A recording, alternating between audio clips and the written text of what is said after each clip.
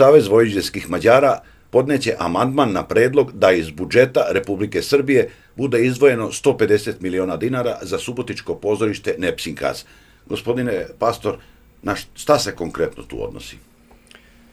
Taj naš amandman će se odnositi na nastavak rekonstrukcije zgrade Narodnog pozorišta. Mislimo da je došlo krajnje vreme da se nastavi sa gradnjom i iz izvora Republike. Kao što verovatno svi Subotičani vrlo dobro znaju, postoji jedan ugovor po kojem 45% sredstava treba da obezbedi država, isto toliko pokrajina i 10% grad Subotica.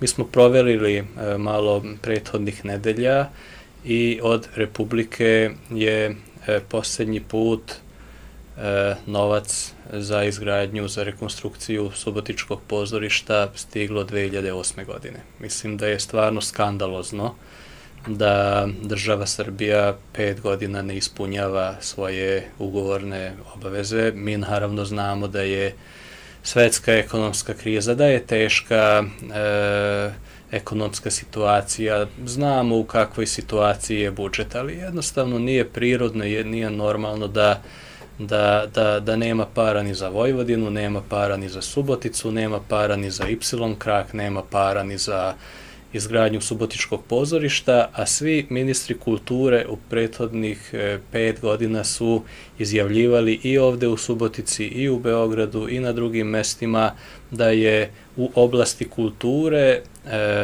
izgradnja ili rekonstrukcija Subotičkog pozorišta najvažniji projekat. Ako je tako, onda mislimo da je realno da se predvidi 150 miliona dinara iz budžeta za narednu godinu. Ta sredstva ni ove godine nisu bila planirana, nisu predviđena predlogom budžeta za 2014. godinu, ali ćemo mi podneti amandman do početka rasprave, a početak rasprave se očekuje u utorak naredne nedelje.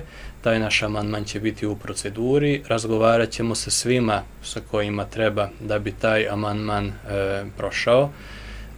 Mi ćemo biti spremni na neke eventualne kompromise. Ako misle da taj amandman treba drugačije formulisati, mi ćemo to uraditi. Ako će misliti da treba ta sredstva uzeti sa neke druge budžetske pozicije, onda ćemo i na to biti spremni, ali mislim da je stvarno došlo vreme da se nastavi ta gradnja. Gospodin Pajtić je ispred pokrajine pre nekoliko meseci obećao po 150 miliona dinara sledeće 3 godine. Mi se nadamo da će on ispoštovati to svoje obećanje i zbog toga predlažemo obezbeđivanje 150 miliona iz državnog budžeta, jer, kao što rekoh, po ugovoru istu visinu sredstava treba da obezbeđuju pokrajina, odnosno država. Da li ovaj vaš amandman ima bilo kakve veze sa prekomponovanjem vlasti u Subotici, činjenicom da Subotica više nije opozicioni grad? Nema veze sa tom činjenicom. Mi smo nameravali da podnesemo ovaj amandman i ranije, kada još nije bilo jasno da će doći do prekompozicije. Ja sam malo pre rekao da smo prethodnih nedelja analizirali kakvo je tu bilo stanje. To nije bilo baš najjednostavnije doći do tih podataka, jer u Republici niko više i ne razmišlja o Subotičkom pozorištu. To je tako bilo za čitavo vreme prethodne vlade i mislim da je ključno pitanje zašto ta rekonstrukcija nije nastavljena u prethodnih 5 godina kada je ista stranka bila na vlasti na svim nivoima. Ali to nije, Bog zna kako, bitno u ovom trenutku. Bitno je da se taj naš amandman usvoji, da se tu postigne konsenzus u vezi važnosti tog amandmana Saveza vojvođanskih Mađara. Mi smo spremni da razgovaramo naravno sa svim strankama, ključnim akterima i subotičke političke pozornice, da ostanemo kod pozorišta, naravno i u Republici i u pokrajini. Imajući u vidu informacije sa kojima raspolažem iz vremena vlade Vojislava Koštunice, a informacija je direktno iz Ministarstva finansija, da je u vreme kada se rušilo Narodno pozorište Nepsinhas, da je bilo reči, odnosno traženo od vlade, da će to biti multikulturalni centar. Da li mislite zbog toga da će biti nepoznanica za mnoge u sadašnjoj vladi, o čemu se radi konkretno? Pa vidjet ćemo u okviru tih razgovora, ali ja polazim od toga da svagdašnji ministar kulture Republike Srbije, i to pretpostavljam i za gospodina Tasovca, treba da budu otvoreni ljudi, otvoreni za multikulturalnost, za kulturu drugih naroda. Ja apsolutno podržavam onu ideju o kojoj sam pročitao jedan članak pre nekoliko dana ili 2 nedelje otprilike, da se razmišlja i o osnivanju drame na hrvatskom jeziku. Ja mislim da bi to bilo apsolutno, da se tako izrazim, u duhu Subotice i stvarno bi bilo dobro da to subotičko pozorište nastavi tamo gde je prestao sa radom pre nekoliko godina ili decenije. Prestao u radu, u smislu prestao sa radom u tom zdanju, ali znamo da glumci u Subotici postižu odlične rezultate i na međunarodnim festivalima, bez obzira što su radni uslovi ispod svakog kriterijuma već 5-6 godina. Kada pominjete ministra kulture, na trenutak ću se vratiti na subotičku scenu. Naš sledeći gost, gradonačelnik Maglajić, će to bolje možda objasniti, ali ipak svi su iznenađeni na neki način što se u Novom gradskom veću ne nalazi jaka ličnost za kulturu, pa iz nezvaničnih izvora sam saznao da je to trebala biti Tamara Marković, koja je između ostalog u dobrim odnosima, saradnje i bilo kojim drugim, sa sadašnjim ministrom Tasovcem, i koja bi možda na neki način pomogla i u toj sferi. Kako to komentarišete? Ja stvarno ne znam zašto su ovi ljudi izabrani za članove gradskog veća, s time se uopšte nisam bavio. Ja mislim da je to za subotičku političku pozornicu i da su tu stranke verovatno razmišljali na način da treba kandidovati ljude koje će najbolje znati da obavljaju u datom trenutku svoje nadležnosti, odnosno svoje obaveze. Što se tiče gospodina Tasovca, pa zbog toga smo mi u Narodnoj skupštini i zbog toga predstavljamo interese građana Subotice da postižemo neke rezultate u razgovoru sa svagdašnjim ministrom kulture i mi ćemo sve učiniti da ga ubedimo. Ako ga treba ubediti, najidealnije bi bilo da tu ne treba nikoga ubeđivati, jer je evidentno o čemu se radi i da ova zgrada ne može ovako da opstane sa jedne strane ili čak se još i ne može nazivati zgradom ili zdanjem. A sa druge strane da grad veličine i značaja kakav je Subotica zaslužuje jedno zdanje pozorišta i ja pretpostavljam da će gospodin Tasovac, koji je bio na čelu jedne vrlo bitne institucije iz oblasti kulture u ovoj državi, razumeti o čemu se radi. Tu je jedino pitanje da li će biti sredstava, ali mislim da i u današnjim uslovima treba da se nađe 150 miliona dinara za ovu namenu i da se ne može ovaj projekat, odnosno završetak ovog projekta vući u nedogled. Sa druge strane moram da kažem i to da je do sada, rekao sam da smo analizirali malo stanje u prethodnim nedeljama, da je do sada pokrajina doznačila oko 250 miliona dinara, znači pokrajina 250, a Republika oko 230 miliona dinara svih ovih godina od 2006. godine, od kada ta obaveza za njih postoji. Tako da ukoliko bismo mi mogli obezbediti 150 miliona dinara, to bi bio jedan bum, da se tako izrazim, i stvarno bi jako puno pomogla izgradnji tog subotičkog pozorišta. Sada smo u fazi izgradnje zaštićenog dela pozorišta. U prethodnoj vlasti subotičkoj je bilo reči da će biti gotova do 1. septembra, a onda, ne znajući da će doći do prekomponovanja, ti isti su kazali da će to biti do leta.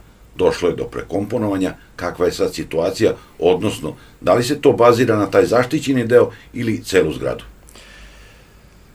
Pa znate kako, u budžetu se ne detaljiše mnogo što se tiče ovakvih projekata. Mi ćemo predložiti da se iz okvira, možda čak i ne Ministarstva kulture, nego regionalnog razvoja i lokalne samouprave obezbede ta sredstva, zbog toga što je i do sada, do kada je uopšte dolazilo do doznačavanja sredstava iz Republike, to činilo u okviru nacionalnog investicionog plana. Iako je ta tradicija postojala, onda mislim da treba sa tim i nastaviti.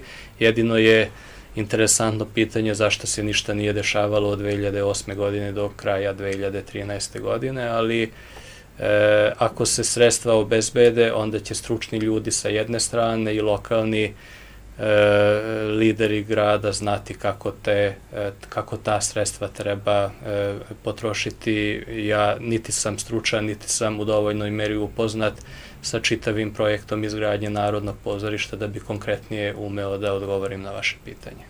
Što se tiče Subotice i opšte kulture, pričamo o Narodnom pozorištu, ja ću malo otići dalje. Da li narodni poslanici u Skupštini Republike Srbije, osim onoga što im vi kažete kao Savez vojvođanskih Mađara, znaju o Subotici? Jako malo, a sa druge strane nikad nije bilo ovako malo poslanika, odnosno ne nikad, ali sad u posljednje vreme nije bilo ovako malo poslanika iz Subotice. To je u ovom trenutku samo gospodin Kuntić, gospodin Varga i ja. Nekada u prošlom mandatu i u pretprošlom mandatu je bilo situacija kada je bilo i 5-6 poslanika iz našeg grada, tako da su ostale kolege upoznati pre svega sa činjenicama o kojima mi govorimo tamo na sednicama Narodne skupštine, ali mislim da za Subotičko pozorište ipak dosta veliki broj ljudi zna i u parlamentu i izvan parlamenta, jer je stvarno i sama zgrada bila takva i institucija Narodnog pozorišta u Subotici koja je bila poznavana i izvan okvira ili granica našeg grada. Vi ste kao šef odborničke grupe Saveza vojvođanskih Mađara upoznali premijera i opšte državu oko jednog događaja, krađe spomenika Ptice slomljenih krila. Jeste, postoji mogućnost svakog posljednjeg četvrtka u mesecu da se postavi pitanje premijeru, odnosno članovima vlade Srbije. Pre nekoliko dana, pre kraja prošlog meseca je ukraden spomenik Ptica slomljenih krila sa Senćanskog groblja u Subotici. Mislim da sama tragedija nije samo u tome što je to učinjeno, naravno da je to velika tragedija i necivilizacijski čin, bez obzira o kojem spomeniku se radi, ali još veća tragedija je u tome što vlada nije reagovala na taj anticivilizacijski čin i zbog toga sam ja postavio pitanja gospodinu Dačiću u vezi ovog događaja i rekao sam da očekujemo reakciju države i da nam je veoma žao što je ta reakcija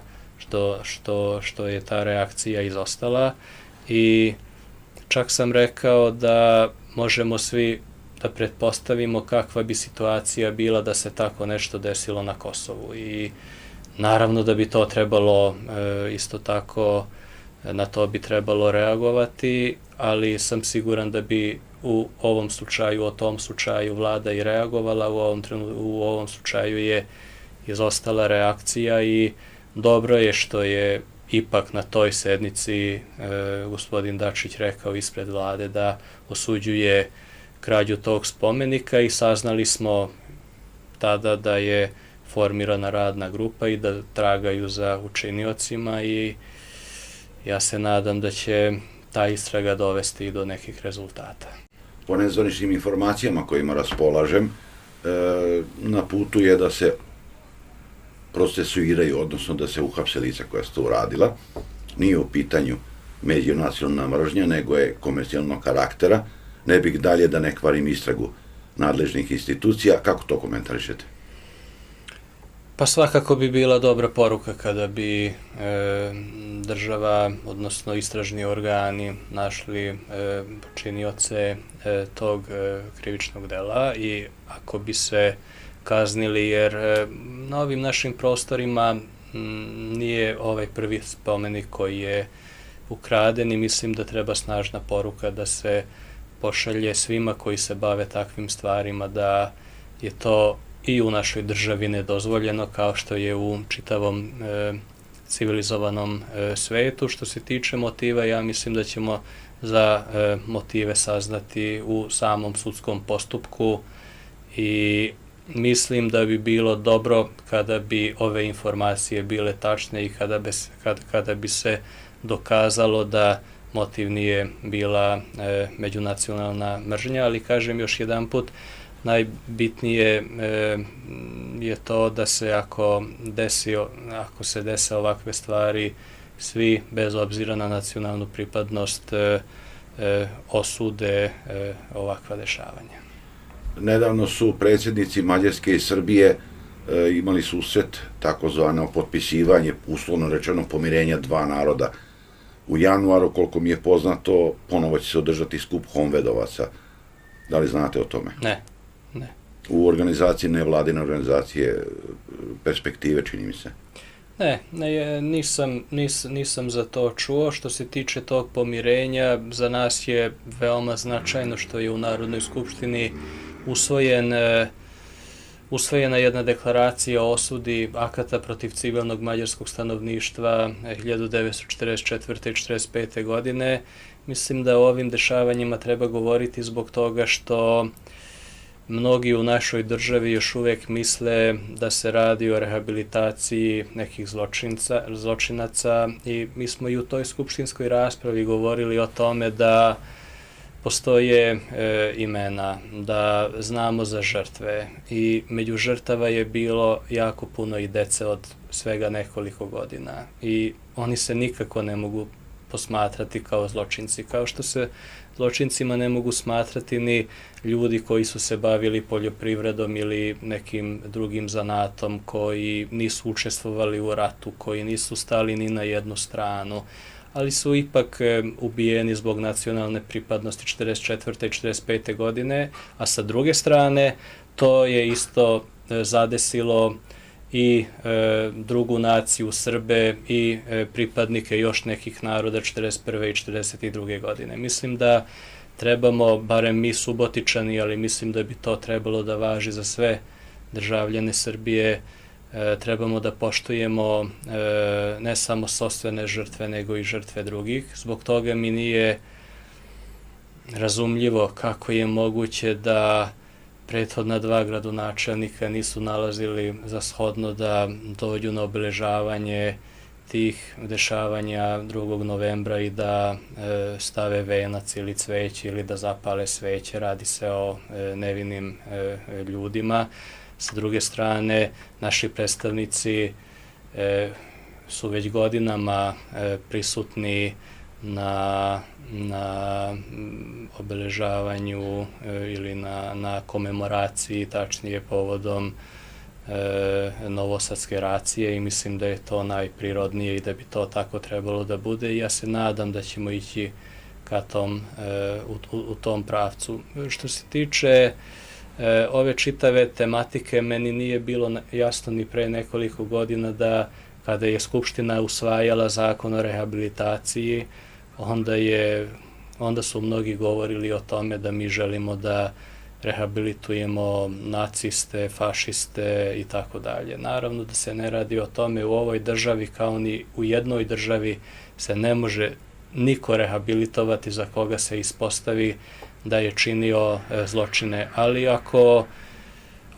ako su nekoga odveli od svoje porodice i jednostavno ga streljali zbog pripadnosti određenoj naciji, bilo da se to desilo 42. godine ili 44. godine, mislim da to jednoglasno treba da osudimo i da ljudi koji su ipak zbog nekakve ideologije koja je važila decenijama smatrani za ratnim zločincima ili neprijateljima naroda zbog toga što se nekako trebalo pod znacima navoda pravdati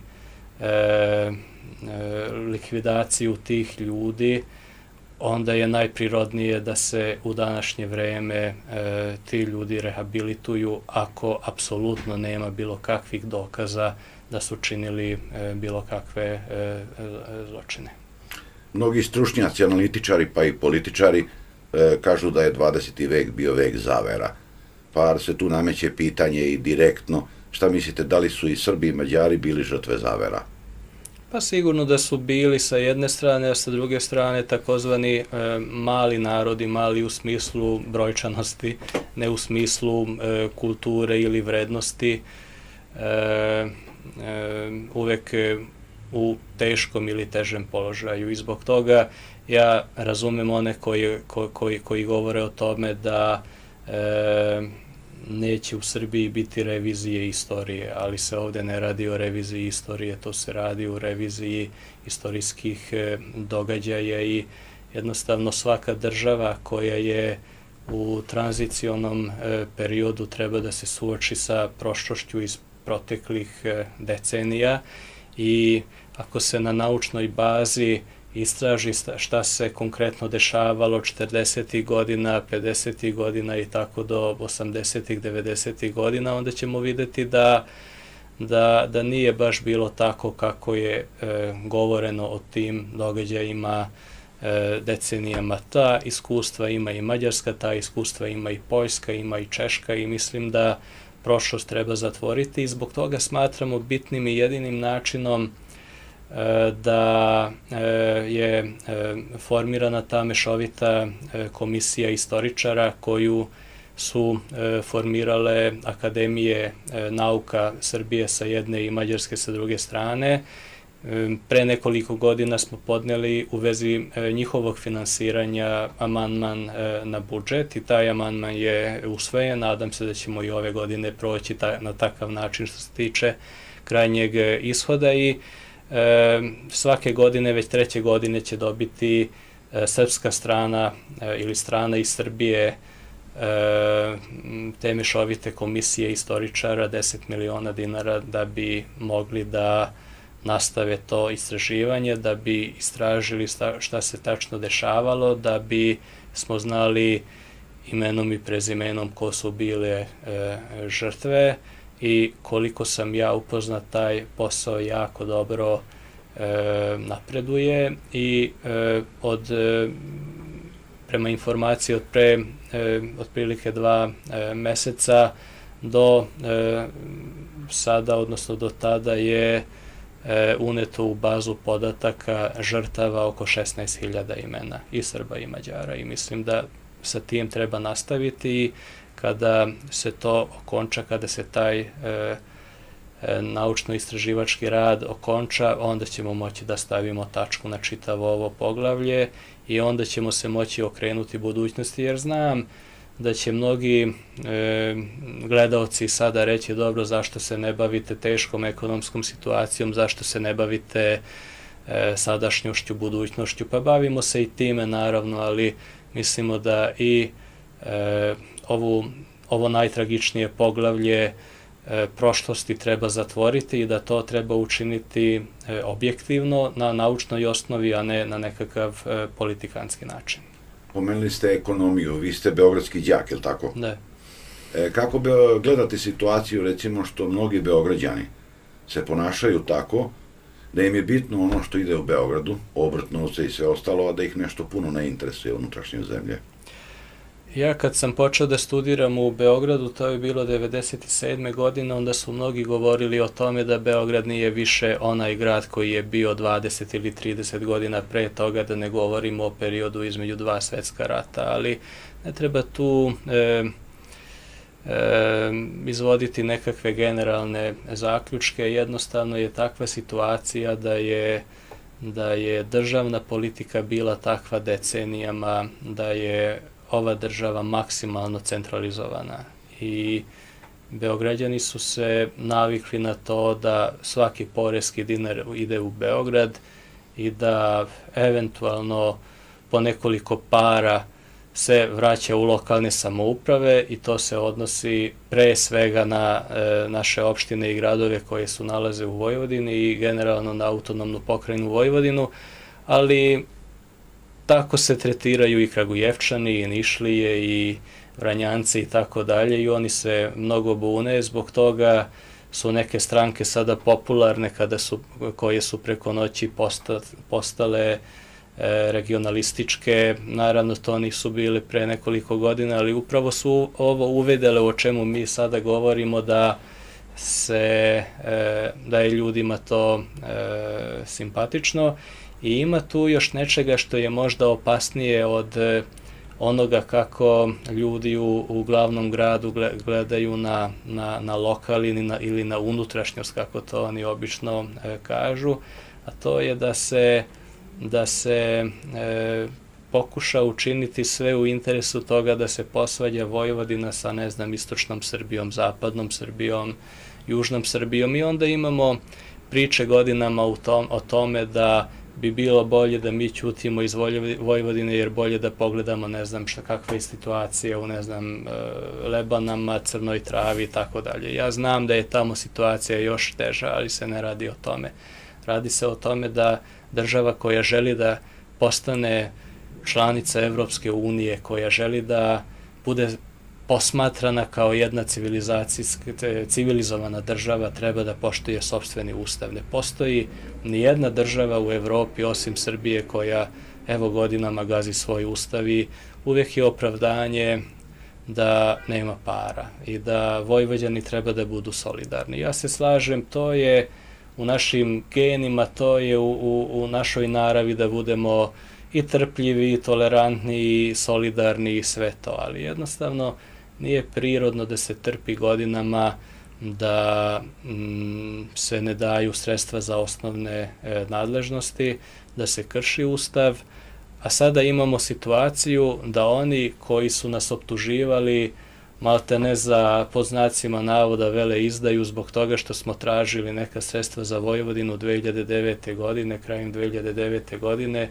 i što smo, kad smo ih kažnjeni izbacivanjem iz nekih lokalnih samouprava zbog toga što smo dosledno tražili samo ono što po ustavu pripada Vojvodini, sad te stranke koje su nas tada kaznile govore isto ono što mi sada govorimo. Mislim da je ovo jedna velika pobeda i da treba biti ponosan na to da ovo što mi govorimo godinama u kontinuitetu, bez obzira da li smo na vlasti ili u opoziciji, sada već uviđaju i druge stranke, ali nažalost od toga neće biti sredstava više ili neće biti para. Para će biti više ako ćemo mi uspeti da ubedimo svagdašnju vladajuću većinu i vladu o tome da se mora doneti zakon o finansiranju Vojvodine, da se mora poštovati i ustavna odredba u vezi 7% i 3/7 i zbog toga sam zadovoljan u smislu da smo imali